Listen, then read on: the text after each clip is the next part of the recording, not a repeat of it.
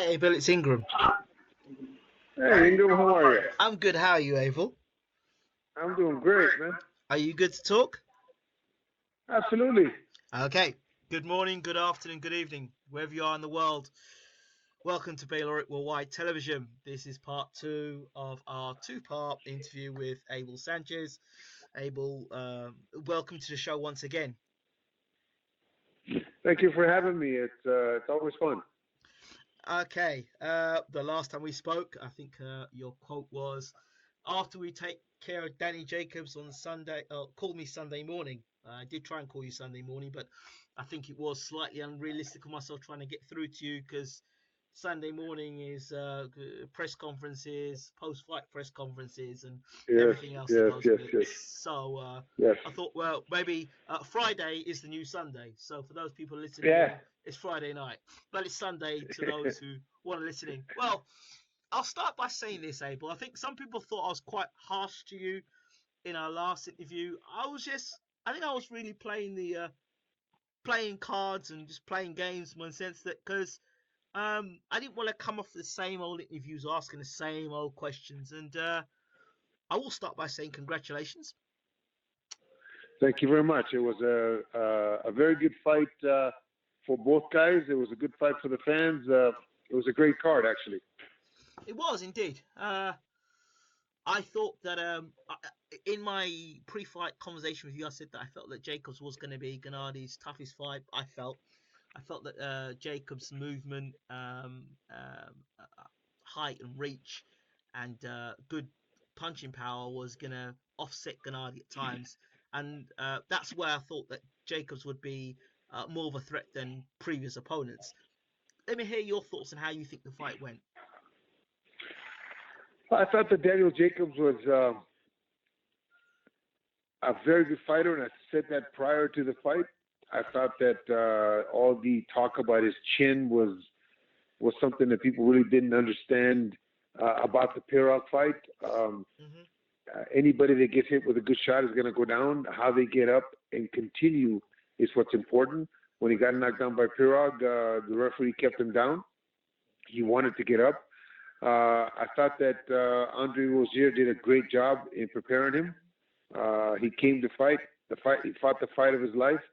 But then again, he's gone through much more than fighting Gennady Golovkin in his life, in his personal life. So I was happy that my characterization of him prior to the fight and how he behaved himself was exactly what I expected. I expected a man with character, a man with honor, and a man to come to fight and give us his all. And he did just that.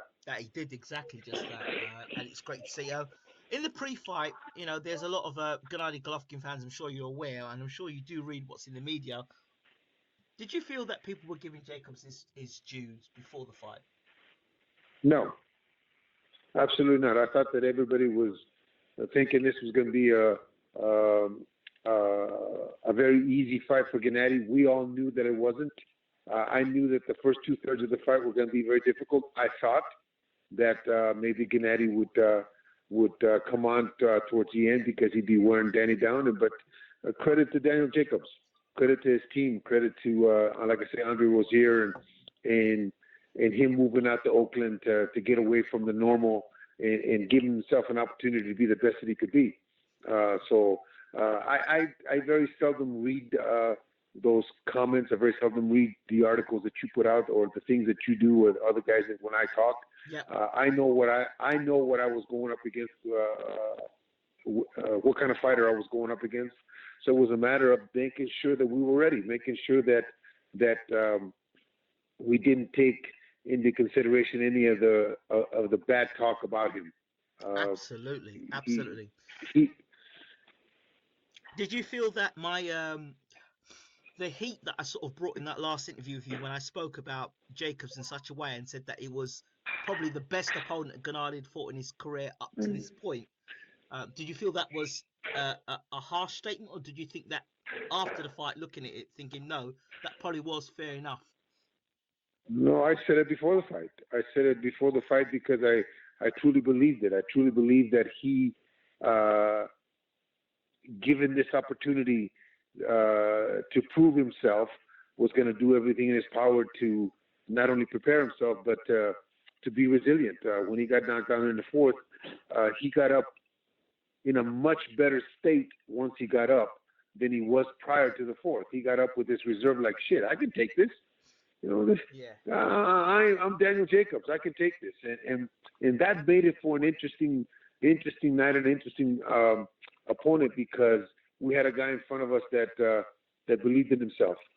Absolutely. When I looked at the fight the first time round, and mind you, this is 6 o'clock in the morning, my initial reaction was, Jacobs just nicked that. Now tonight, I know you wouldn't know, but early hours, 2 o'clock this morning, I did the fight again. I watched the whole fight again, and I came up with a different score, and I came up with 7 rounds to Grenada and only 4 rounds to Jacobs. Because when I scored the fight again, Jacobs, although he did land some punches, and he did land, when he did win the rounds, he won them. He nicked the rounds. I didn't think he convincingly won rounds for me. There were a couple of rounds I think, he did win the round.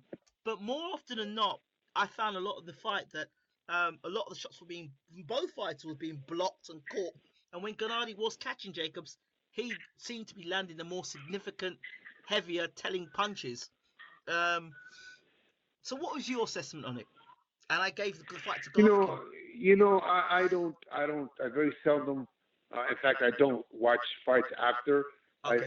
I don't read a lot of the comments, but to me, the fight was judged on Saturday night. 3 judges gave it to Golovkin, and that can't be changed. That's a decision that was rendered, and we go on to the next one. Now, if I was going to be fighting a rematch with Daniel Jacobs, then I would be going back and look at it and look at some of the things that we could do. But in the corner, if they had the camera on me, from what I understand, they had the camera on me when Jacobs was knocked down, and I didn't show emotion, they said.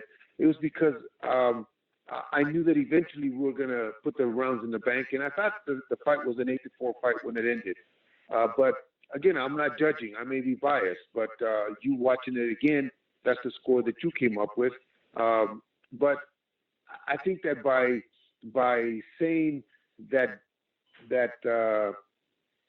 Golovkin didn't do as well as people expected him, I think that would be belittling the great job that Daniel Jacobs did. Absolutely.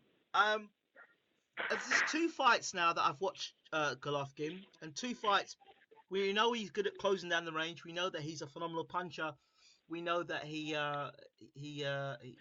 able to get onto the front foot and force fighters to fight his fight, which is what any great fighter does. Now, the things I'm noticing in 2 fights now of Golovkin, and I don't know if it's something that you've picked up on, or it's that when he does get hit, obviously momentum, he goes onto the back foot, but he seems to do very little when he's actually forced onto the back foot. Like a combination will land, hands will go up, but nothing comes back in that time.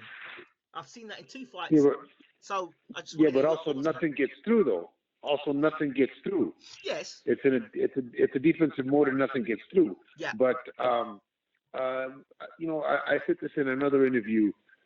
We have to understand that the competition now is getting to the elite. Right. Daniel Jacobs is one of the elites. Yes.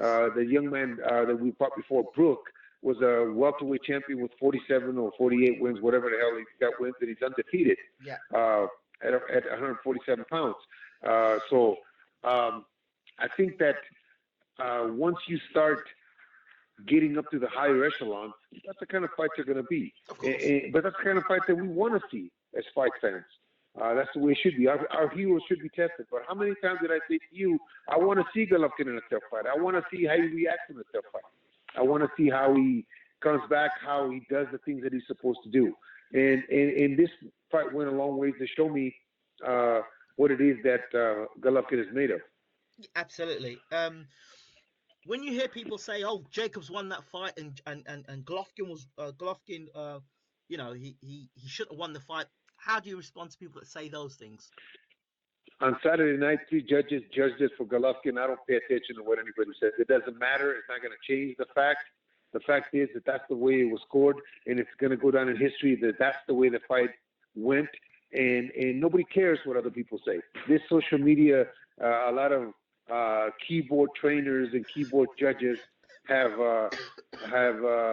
come into thinking that they're important, or that they know what the heck they're talking about. The judges scored the fight, and that's the only thing that matters. There you go. Thank you very much for that. Moving on. The other thing that came up was Danny Jacobs. He missed the IBF check weight. He came in as a light heavyweight. Jacobs shouldn't have come in that big. That's why Golovkin couldn't get him out of there. Your response to that? My response to that is everybody's always bigger than Golovkin. Everybody.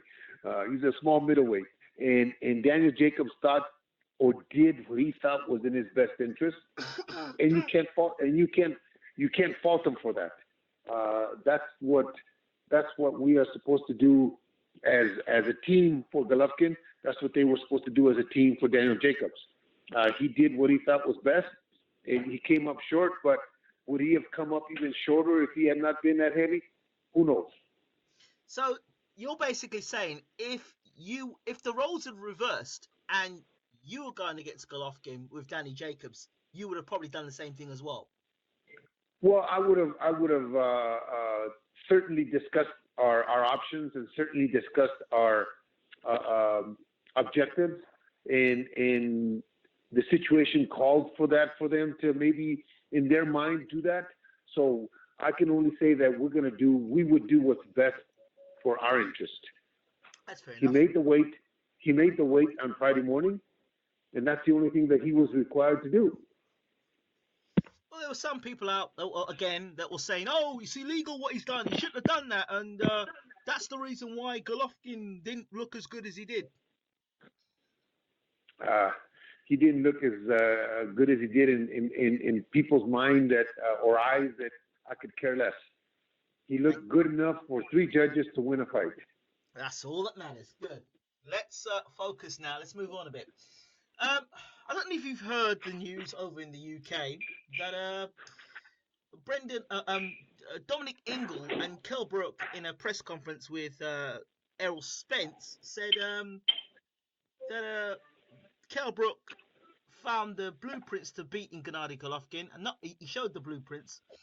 1, 2, if the fight wasn't stopped because of his eye, he could have gone like he was getting stronger in the fight. And 3, he said that there was something missing in Gennady's performance because he basically knocked some of the stuffing out of Gennady Golovkin. Here's your chance to reply to that. If his grandmother had a mustache, she'd probably be his grandfather. The fight's over. He got stopped in the 5th. I didn't stop it. Gennady was beating on him. The referee didn't stop it. His corner stopped it. So what are they talking about? Yeah, They're the ones that gave up. Yeah, but they said, Dominic Ingle said that basically Kell Brook knocked the stuffing out of Gennady Golovkin. Okay, well they should have let that fight continue. They should let that fight continue so that Kell Brook wouldn't be fighting today, because he'd be an injured man, and would be impossible with the injuries that he would have sustained, and the eye would have been probably sustained a lot more damage, and we wouldn't be talking about Errol Spence and Kell Brook right now. So I'm sure you heard these comments about the flattening and the what are your responses to that in terms of Kell Brook kind of almost saying that he's the reason why Gennady looks so poor against Jacobs? My comment would be, it's very easy to talk once you got the stuffing knocked out of you. The fight was stopped because he would have been seriously hurt. It wasn't because Golovkin was hurt. It was because Kell was hurt and taking a beating, and the fight was stopped by his corner. So it's like I said, it's very easy to talk now that is so far removed from the fight. But the fact is that he's got another L on his record, and it was from Golovkin. How do you feel the fight's going to go between Errol Spence and Kell Brook? Well, 6, 7, 8 months ago, I was interviewed and I was asked about Spence, and I thought back then. He's a terrific prospect, and I thought that he needed 4 or 5 more fights, good fights at a top level to become the best welterweight in the world. I think it's too early for him. I think that Kel has got more experience and has been through the education, the Carson Jones education in the first fight. So he knows how to deal with situations like that. He knows how to go 12 rounds. I think Errol Spence is going to learn that it takes more than having athletic ability and great boxing skills to beat a veteran and a champion like Kell Brook. Wow. So you're going with Kell Brook then? Yeah. Okay, that's interesting. The big question mark is about Gennady Golovkin's next defense. Is it going to be in Kazakhstan, first and foremost? Well, from what I understand, Tom Loeffler is negotiating with Frank Warren for a fight in the summer in Kazakhstan, hopefully against Billy Joe Saunders, if Frank and Tom can come together and come to an agreement. I would like for Gennady to fight again this summer and then again in the fall, if that fight with the redhead gets done. But if not, I would really like for him to get that 4th belt if it's available. And if we're successful, then we'll go from there. So, okay, let's say you go on and you get the 4th belt, which is the WBO belt of Saunders. Does that mean now, as undisputed champion, that you stay at 160 or you move up to 168? Well, having accomplished what he wanted to accomplish and what he wanted to be remembered as the next guy after the great Bernard Hopkins to be the undisputed middleweight champ, I think it's decision time at that point. I think if the redhead fight can't be made in September, then I'm sure that our avenues will be explored to moving up to 168. There's been a lot of talk from Mr. Arum and his super middleweight champion, Gilberto Ramirez, talking about they want to face Golovkin. They feel that they can beat him. So if that's a possibility, I'm sure that Golovkin would consider it. But I think that the first option would be what the public is clamoring for, and that's the Canelo fight. Now, I heard Oscar saying, well, now after that performance against Jacobs, well, the fight between Canelo and Gennady Golovkin, well, that's the chances are lessened because of that performance from Gennady. That don't make any sense to me, but if you can make sense of it, then please let me know. I don't make sense of it, but I think we spoke when Eubank was doing his shenanigans about there's a lot of different ways to turn down a fight. You don't have to say you don't want the fight, but there's a lot of different ways to turn it down. Chris Eubank Sr. found another way, and Oscar is mentioned 3 or 4 ways on the internet. So, I just have to allow Tom and the Golden Boy people to negotiate and hopefully come to an agreement, and hopefully the fight gets made. But they can make all kind of excuses that they want. The fact is that Golovkin is ready, and Canelo seems not to be. Okay, if you can't get the Saunders fight for whatever reason, and the Golovkin and the Canelo fight's not available, would you take the Andy Lee fight, because that was a fight that was meant to happen? Andy fought that night. It's been a while since he fought, so if that is Plan B, then so be it. But there's also another young man named Toronto Johnson who is IBF number 1. So he's a possibility. So we have 2 or 3 different options we can fight in June, but I definitely would like to see him fight in June, whether it's Saunders or somebody else. In terms of him fighting so regular, let's clear this one up. Is it because Gennady's struggling at middleweight that he has to fight so regularly, or is that not the case? No, back when we fought Proxa and we were the first, that was our first fight on HBO, the team got together and Gennady made sure to point out and make sure that everybody understood that he wanted to fight 3 or 4 times a year, wanted to stay busy. He wanted to make sure that we all understood that and Tom understood that. So that's been the goal. Unfortunately, a couple of years ago, his father passed and we weren't able to fight Andy Lee, I think it was an April date. and then it was a date in July that Chavez didn't take. That delayed us. And then there was the Chris Eubank fiasco that messed us up. And then the fight in December that we were supposed to fight Jacobs back in December, it didn't happen. Right. So we've had a couple, 1 year that we had 2 fights, another year there were 3 fights. And Gennady wasn't happy about it because, as he said, he wanted to fight 3 to 4 times a year, good fights. And now we're trying, or Tom's trying, to make sure that happens. The Chavez fight with Canelo. Is there any chance that Chavez could cause an upset in this fight?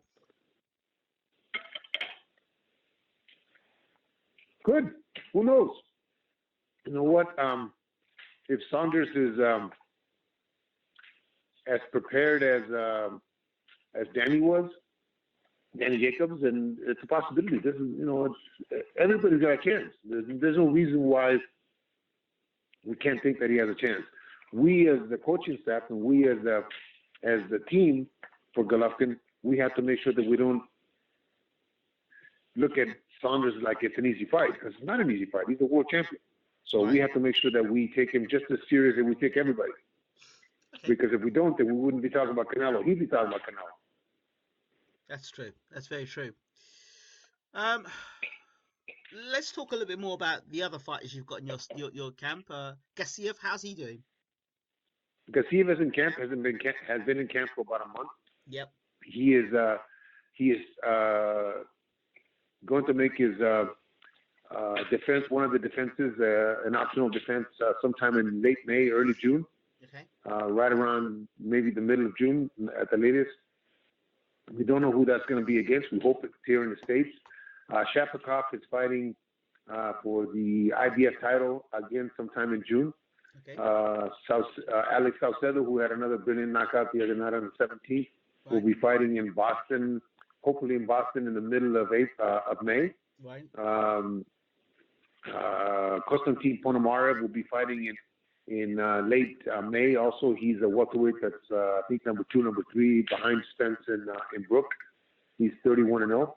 Wow. We have a young man that's got 8 fights, a little lightweight. Will be fighting on the 6th of April. His name is Ruslan Madiev. Okay.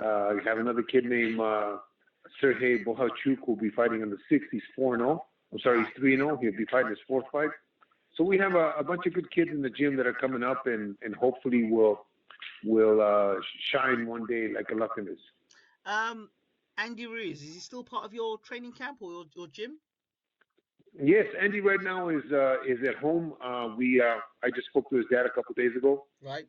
I don't know what Top Rank has in store for him, but I think he has to get the camp so the Top Rank can seriously look at another fight for him. But I have to worry about the guys I have in camp now. Right. And if Andy comes or when he comes, then we'll start worrying about Andy. Okay, fantastic stuff. Any news on Carson Jones? Carson Jones is in camp. I'm sorry I didn't mention him, but Carson Jones is in camp. He'll be fighting the 6th of May in Minnesota.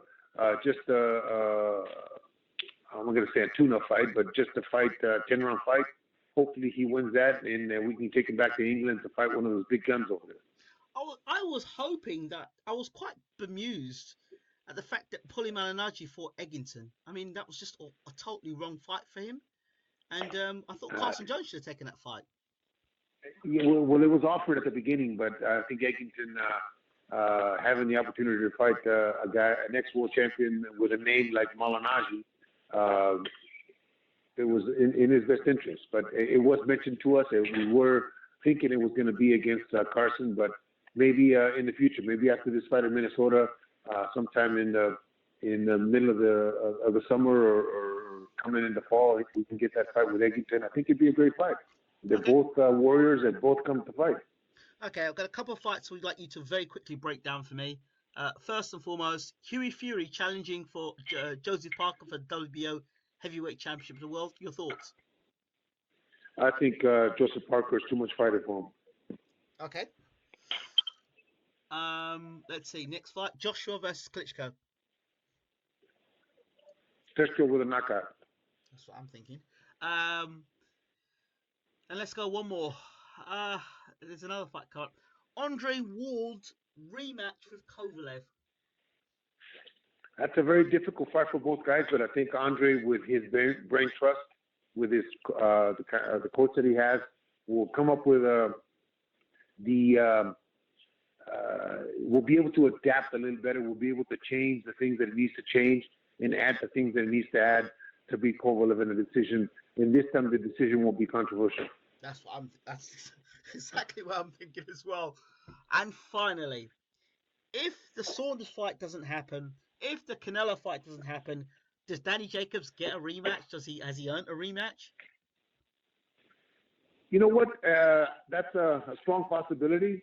I don't know if Golovkin will stick around. If the Saunders fight doesn't happen, will stick around 160 because if there's no possibility to gain that title, then there's really no reason for him to be there. There's other pastures to be conquered. He already conquered the Jacobs pasture, so now there's pastures at 168 that could be conquered. I think that that's something that the team would have to sit down and discuss, and Golovkin would make up his mind. But why go back and fight somebody we already fought and beat when there's other pastures, like I said, at 168? Do you have no concerns that the guys at 168 are going to be that much bigger, that much stronger, that much taller, coming from another weight division above? Do you not have any concerns with that? Oh, of course, there's concerns. Those guys are bigger. Those guys are going to be more durable. They're going to be able to take a lot more. But I think that a lot of times it's the mental challenge for these guys at that level. Being able to maybe unify the 168-pound division would be something that would be interesting for his legacy, for Gennady's how people will view him. If he's able to do that, then very few guys have done where they've conquered both divisions or two divisions at the same, and that's next to each other. Abel Sanchez, as always, thank you so much for talking to Baylor at Wide Television. Is there anything you want to say before we end this interview?